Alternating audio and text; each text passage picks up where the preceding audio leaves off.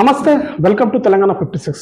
Present మనం చూస్తున్నాం రాష్ట్ర వ్యాప్తంగా ఎక్కడ చూసినా ఏదైతే నిరుద్యోగులు ధర్నాలు ఆందోళన మరి ఏ మాత్రం తగ్గట్లేదు. ఒకప్పుడు 10 సంవత్సరాల క్రితం మనం ఏదైతే బంగారు తెలంగాణ సాధించుకున్నామో గత ప్రభుత్వం చేసిన పోరాటం మళ్ళీ ఈ ప్రభుత్వం పైన కూడా చేస్తున్నాము.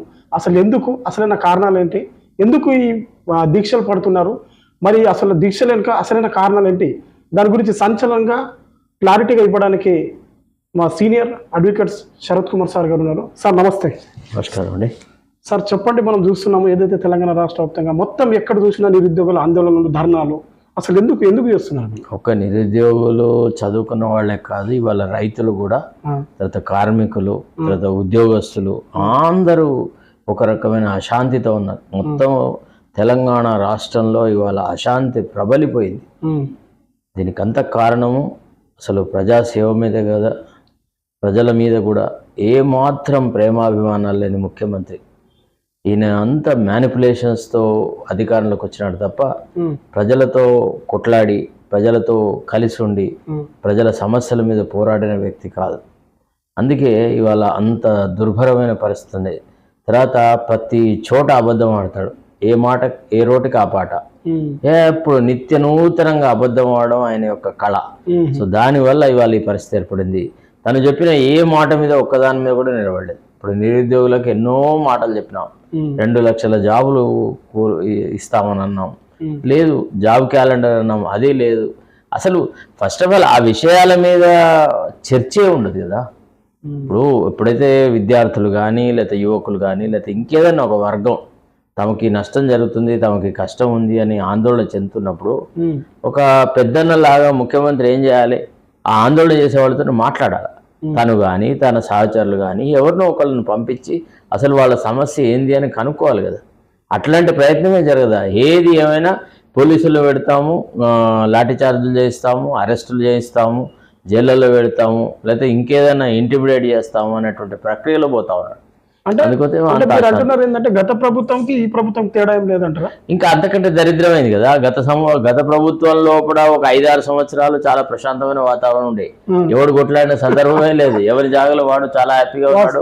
రాగానే అసలు తెలంగాణ పునర్నిర్మాణం అని అన్నాం, చక్కగా చాలా కార్యక్రమాలు జరిగినాయి, గ్రామీణ ప్రాంతాలలో రోడ్లు తయారైనాయి, ప్రతి చోట అభివృద్ధి అనేది ఇట్లా మీకు గణనీయంగా కనబడ్డట్టుగా 5 సంవత్సరాల కాలం గడిచింది. రెండోసారి ఎప్పుడైతే కేసీఆర్ వచ్చినాడో అప్పుడు ఈ కేసీఆర్ కులస్తులు, కేసీఆర్ బిడ్డ, కొడుకు, వాడు వీడు మొత్తం రాష్ట్రం మీద పడి దున్నడం మొదలెట్టినాక మనకు సమస్యలు వచ్చినాయి. అప్పుడు వాళ్ళ దున్నడాన్ని మనం ఆపితే, యువకులు వ్యతిరేకిస్తే నిర్బంధాలు పెట్టినాడు, అట్లా సర్వనాశనం అయినాడు. సో ఇతను కనీసం ఒక 6 నెలలు కూడా మంచి పరిపాలన సాధించలేనంత థర్డ్ క్లాస్ ప్రభుత్వం ఈ రేవంత్ రెడ్డి నేతృత్వంలో ఉంది. అది కారణం. అంటే వాళ్ళ ఇప్పుడు రేవంత్ రెడ్డి గారు ఏమంటున్నారంటే, మేము ఏది మంచి చేయకపోతే మమ్మల్ని ఎందుకు గెలిపించారు? అసలు వాస్తవం ఏంటంటే ఇక్కడ కనిపిస్తుంది, అసలు బీఆర్ఎస్ ప్రభుత్వం మంచి చేయలేదు కాబట్టి ఆయన ఓడగొట్టారు. మా ప్రభుత్వం, గత ప్రభుత్వం అంటే గతంలో చేసిన పథకాలు కావచ్చు, దానివల్లనే ఈరోజు గెలిపించారు. అదే ఆ మాట అక్కడ చెప్పేది ఉండే ప్రజలతోని. నేనే ఇప్పుడు రేపు కాంగ్రెస్ ప్రభుత్వం వస్తే రేవంత్ రెడ్డి ముఖ్యమంత్రి అవుతాడని చెప్పుంటే సంగతి తెలిసి ఉండేది, 10 సీట్లు రాకపోతుండే, చిత్తుగా ఓడగొడుతుండ్రి. ఈ రేవంత్ రెడ్డి యొక్క నాయకత్వానికి ఎవడు ఓట్లు వేయలేదు. ఇప్పుడు కూడా ఛాలెంజ్ చేసి చెప్తున్నాం విన్నారా. ఇప్పుడు కూడా ఆయన మొన్నేమన్నాడు, ఈ పార్లమెంట్ ఎన్నికల్లో రెఫరెండం అన్నాడు. రెఫరెండం అని ఆయన సాధించింది 8 సీట్లు. ఆయన సొంత నియోజకవర్గంలో ప్రత్యర్థి పార్టీ బీజేపీకి ఎక్కువ సీట్లు వచ్చినాయి. ఆయన సొంత జిల్లాలో బీజేపీ పార్టీ ఎంపీ గెలిచినారు. ఆయన ఖాళీ చేసినటువంటి మల్కాజిగిరి స్థానంలో బీజేపీ గెలిచింది. ఇంకా ఏ ముఖం పెట్టుకొని నేను చాలా గొప్ప పరిపాలన చేసినా అని అంటాడు? ఆయన మాటల్లో సత్యం లేదు. ఆయన ఎవరు నమ్మట్లేదు. ఫస్ట్ ఆఫ్ ఆల్ ఏంటంటే తెలంగాణ ప్రజలు రేవంత్ రెడ్డిని మా ముఖ్యమంత్రి అని భావించట్లేదు. ఆయనకు విశ్వసనీయత లేదు. మెయిన్గా ఈయన చూసినప్పుడల్లా ఏదో చంద్రబాబు నాయుడు మనిషి వచ్చి ఇక్కడ ఈ రాష్ట్రంలో ఉన్నాడా అనే భావన వస్తుంది. నిజం, తెలుగుదేశం పాలన ఎట్లుండిందో, ఎంత దరిద్రంగా ఉండిందో, అంటే దోచుకొని ఆంధ్రాలో పెట్టుబడి చెప్తున్నా. తెలుగుదేశం పార్టీ ఈ రోజు ఘనంగా ఆంధ్రప్రదేశ్ లో గెలిచింది కదా. అవునయ్యా, అప్పుడు మన ఉమ్మడి రాష్ట్రంలో కూడా తెలంగాణ సంపదనంతా దోచుకొని పోయి ఆంధ్రాలో పెట్టుబడులు పెట్టి ఆంధ్రాను అభివృద్ధి చేసినారు. వాళ్ళకి మన రాష్ట్రం మీద ఏం అభిమానం ఉండేది? వాళ్ళకి గనుక ఈ హైదరాబాద్ కూడా ఎందుకు డెవలప్ చేసినారు అని అంటే, ఇంకా మేము ఇట్లనే ఉంటాము, మమ్మల్ని కదిలిచ్చేవాడు ఎవడు. హైదరాబాద్ లో మేము ఉంటాం కాబట్టి మాకు వసతులు కావాలని హైదరాబాద్ డెవలప్ చేసినారు. ఒకవేళ వాళ్ళకి గనుక హైదరాబాద్ నుంచి వెళ్ళిపోవాల్సి వస్తుంది, ఉమ్మడి రాష్ట్రానికి హైదరాబాద్ రాజధాని ఉండదు అనేటువంటి సంఘటన కనుక ఉంటే వాళ్ళు హైదరాబాద్ ఇంత అభివృద్ధి చేయకపోదు.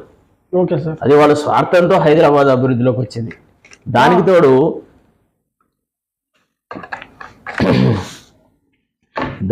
ఏమంటే హైదరాబాద్ వాతావరణం అభివృద్ధికి చాలా సహకరించింది.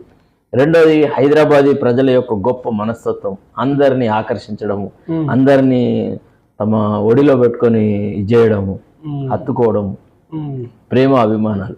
హైదరాబాదీ కల్చర్ అట్లాంటిది కాబట్టి వాళ్ళు ఇక్కడ మనగలిగినారు. ఏది తెలంగాణ వాళ్ళని పోయి విజయవాడలో ఒక 500-600 మందిని చూపెట్టు, లేకపోతే వేరే ఏ ఆంధ్ర టౌన్లో అయినా తెలంగాణ వాళ్ళని చూపెట్టు. ఇప్పుడైతే 2 రాష్ట్రాలు ఏర్పడినాయి కదా, అయినప్పటికీ వాళ్ళ రాష్ట్రం వాళ్ళు వచ్చి మన రాష్ట్రంలో ఇంకా కూడా మైగ్రేట్ అయ్యి ఇక్కడే సెటిల్ అవుతూ వాళ్ళ జీవనోపాధి సంపాదించుకున్నారు కదా. అట్లనే వాళ్ళ దగ్గర ఉపాధి అవకాశాలు పెంచి తెలంగాణ వాళ్ళని ఒక 500-600 మందిని అక్కడికి తీసుకొని పొమ్మను, గంట సేపు ఉండడు. మనం ఇక్కడి నుంచి విజయవాడకు పోతే ఒక్క రోజు మాక్సిమం గా ఉంటే మరుసటి రోజు రావాలనిపిస్తుంది హైదరాబాద్కి. వాళ్ళు ఊరు మంది, వాళ్ళకి అంత అభిమానం మన మీద ఉండదు. ఓకే సార్, రాజకీయం పక్కన పెట్టేస్తే ఈరోజు మనం చూస్తున్నాం గత 7-8-9 రోజులుగా మోతీలాల్ ఏదైతే ధర్నా అమర నిరాదీక్ష చేస్తుండో, మరి ఆయనకు అంత చేసిన తర్వాత కూడా మరి రేవంత్ రెడ్డి గారు ఎందుకు రావట్లేదు అంటారు? ఇప్పుడు ఆయన నిరాహార దీక్ష విరమించిండు సార్, మరి కనీసం దీక్ష అంటే వాళ్ళకి హామీ ఇవ్వాలి కదా. వాళ్ళ దృష్టిలో ఏంటంటే యాగిటర్నే నిరాహార దీక్షలకు కూర్చుంటారు, దిగిపోతారు వీళ్ళు. ఈ నిరాహార దీక్షలు అన్ని రాజకీయ కారణాలతో చేస్తున్నారు అని ఆయనకు చులకన భావం. ఇప్పుడు నిరాహార దీక్ష చేసిన మనిషి కొంత కఠోరంగా అట్టనే కనుక ఉంటుంటే చచ్చుకుంటూ రేవంత్ రెడ్డి కదా వాళ్ళ బాబు దిగవచ్చు. మనము అంటే అతను నిరాహార దీక్ష విరమిస్తున్నాడు అనేటువంటి భావన మనలో కొంతమంది ముఖ్యమంత్రి కలిగించినారు. దానివల్ల ఏమైందంటే వాడు నిరాహార దీక్ష మానుకుంటున్నట, ఇంకా నేను పోయి అంత హైప్ ఎందుకు ఇవ్వాలి ఆయనకు అనేటువంటి భావన ఏర్పడేది.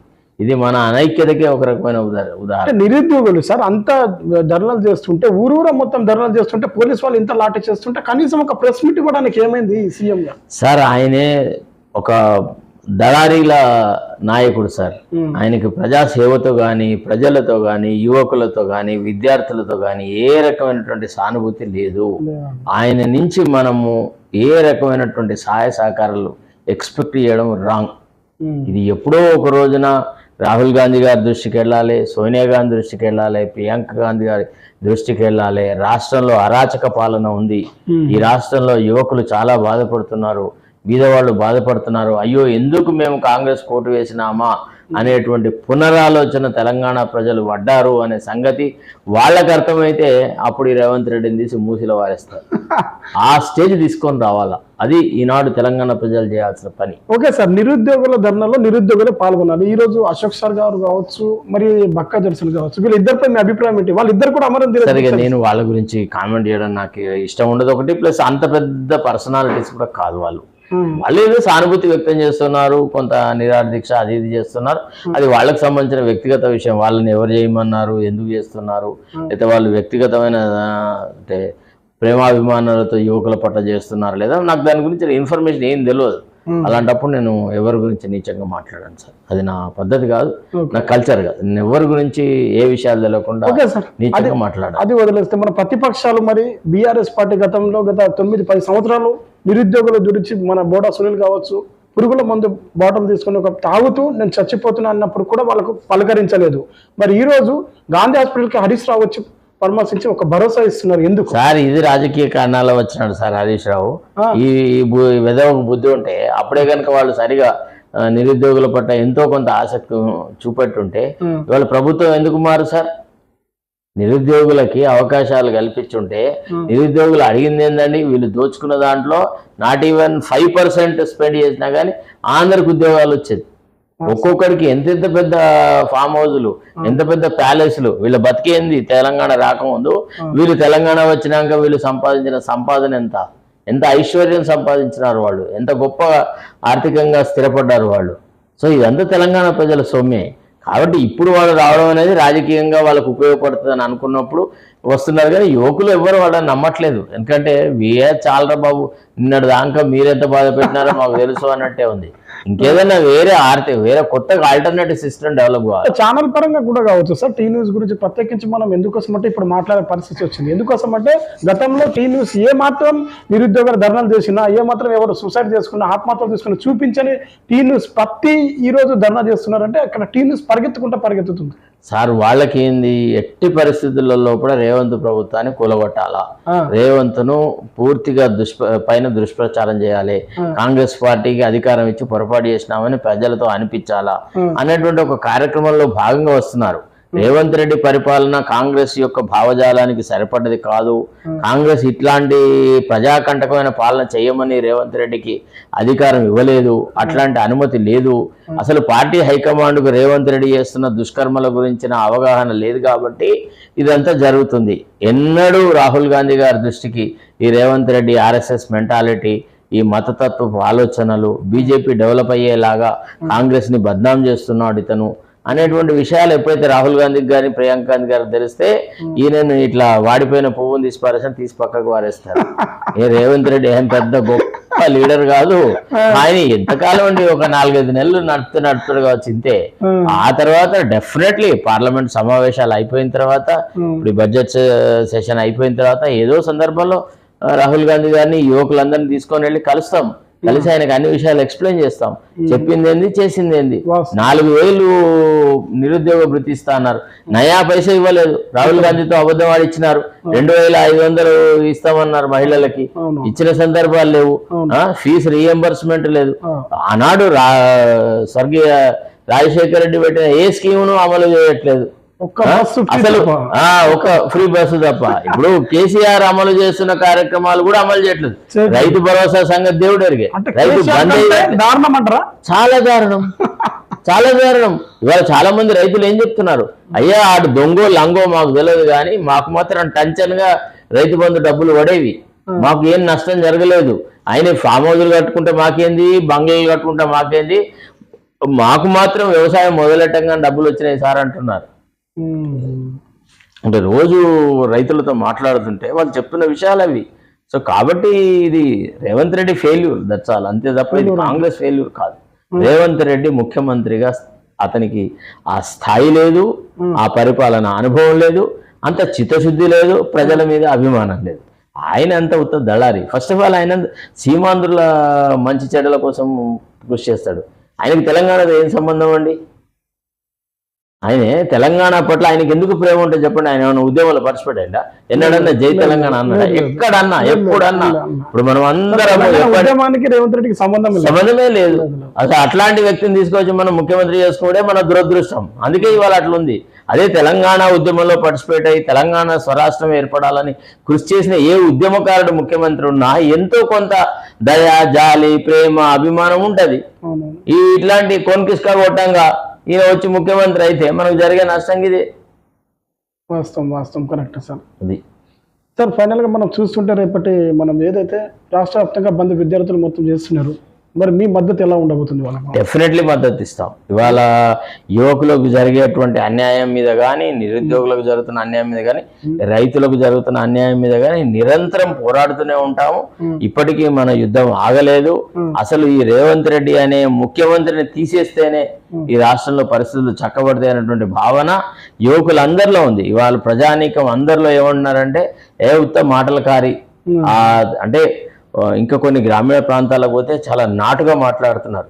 సార్ ఆ తాగుబోతాడైనా ఏం సార్ ఈ వదిలిపోతాడు కట్టే అంటున్నారు. ఈయన మాటలలోనే పెద్ద వాచాలతో ఉంది తప్ప, డాంబికంగా మాట్లాడడం తప్ప కార్యరూపంలో కూడా ఈయన చేసిన పని ఏం లేదు. ఎక్కడ ఏం జరగలేదు కదా. మరి క్వశ్చన్ చేస్తే తీర్మార్ వల్ల కూడా ఎందుకు సైలెంట్ అయిపోతున్నట్టు? నేను ఈ విషయాలు మాట్లాడినా, నేను అట్లాంటి వాళ్ళ విషయాల గురించి మాట్లాడా. వాళ్ళ టాపిక్ క్లోజ్, దాని గురించి నేనేం మాట్లాడు. ఓకే సార్, ఫైనల్గా మనం చూస్తుంటే మీరు ఏదైతే చెప్తున్నారో విద్యార్థులకు మీ తరపు నుంచి మద్దతు తప్పకుండా మద్దతు ఇస్తాను. నేనే కాదు, అన్ని సోషల్ మీడియా ఛానళ్ళు ఎవరైతే ప్రజా సంక్షేమం కోరుతారో, ఎవరైతే మార్పు కోసం కృషి చేసినారో, ఎవరు తెలంగాణ ఉద్యమంలో పార్టిసిపేట్ అయినారో వాళ్ళందరూ మళ్ళీ ఒక ఉద్యమ స్ఫూర్తితో ఈ ప్రభుత్వం మీద గొడవ పడాల్సిందే, లొల్లి పెట్టాల్సిందే, యువకులకు రావాల్సిందే, రాబట్టాల్సిందే. అది నా ఆలోచన. మా కళాకారుల గురించి కూడా ఒక 2 మాటలు మాట్లాడండి. మా కళాకారుల సార్ 2001 నుంచి ఓసి గొంగడేసి పాటలు పాడిన వాళ్ళం.